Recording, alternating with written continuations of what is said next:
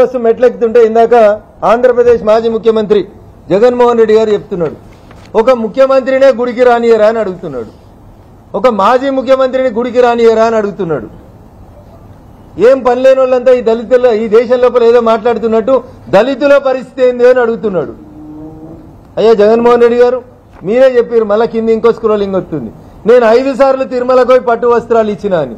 ముఖ్యమంత్రికి ఇస్తేవి, ముఖ్యమంత్రి కాకముందు పాదయాత్రలు వస్తేవి, ఆ రోజు లేని అభ్యంతరం ఈ రోజు ఏమొచ్చింది?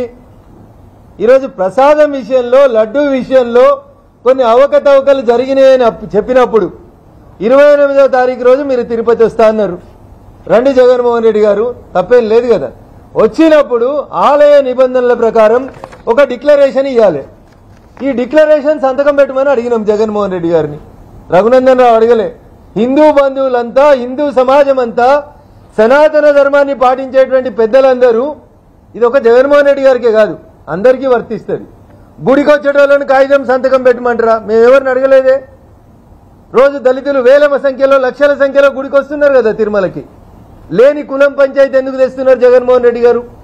జగన్మోహన్ రెడ్డి గారు రేపు గుడికి వస్తే ఈ డిక్లరేషన్ సంతకం పెట్టాల్సి వస్తుందని, ఒకవేళ ఈ డిక్లరేషన్ సంతకం పెడితే వాళ్ళ చర్చిల యజమానులో, పాస్టర్లో, లేకపోతే విదేశాలకి వచ్చి ఆయన పైసల పంచాయితో ఏదైనా ఇబ్బంది అవుతుందని ఆయనంతలో ఆయన పర్యటన బంద్ చేసుకొని ఒక మాజీ ముఖ్యమంత్రిని రానియరా అంటున్నారు. రాండి, కిందనే అల్పిరికాన్నే ఇస్తాం, సంతకం పెట్టి పోను అంతే.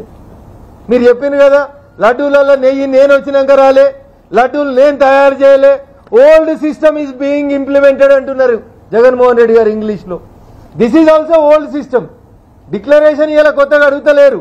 అన్య మతస్థులు, మీరే చెప్పింది కదా, విత్ ఇన్ ద 4 వాల్స్ నేను బైబిల్ చదువుకుంటా, నేను క్రిస్టియన్ అని చెప్పినారు. అన్య మతస్థులు తిరుమల దేవస్థానానికి వచ్చినప్పుడు ఈ డిక్లరేషన్ ఇవ్వమని చెప్పి ఉంది.